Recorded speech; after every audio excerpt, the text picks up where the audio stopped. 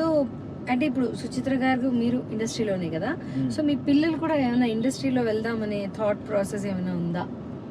మా అబ్బాయి ఇప్పుడు ఎంఎస్ చేసి డాలస్ లో చిన్న ఉద్యోగం చేస్తున్నాడు. డాలస్ యుఎస్ లోనే ఉన్నారా? కాకపోతే వాడికి కొంచెం ఫోటోగ్రఫీ అంటే ఇష్టం, పోయిటరీ రాస్తుంటాడు, మ్యూజిక్ కొంచెం వాడికి ఆసక్తి.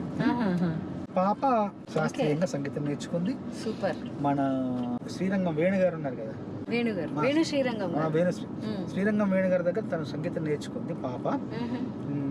చక్కగా పాడుతుంది కూడా. ఆర్ఆర్ఆర్లో డబ్బింగ్ కూడా చెప్పింది. ఇండస్ట్రీకి కీరవాణి గారు చెప్పించారు. తర్వాత చక్కగా పాడుతుంది, చాలా శృతి పక్వంగా, చాలా అందంగా పాడుతుంది.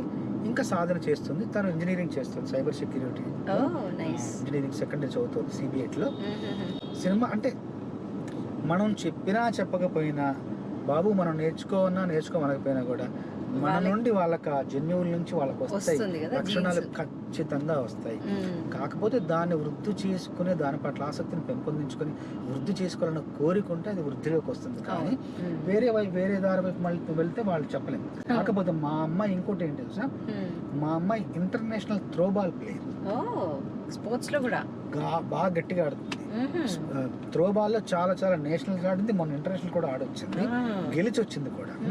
తను స్పోర్ట్స్ కోటాలోనే తనకు సీట్స్ వస్తుంటాయి తనకి చాలా చదువు.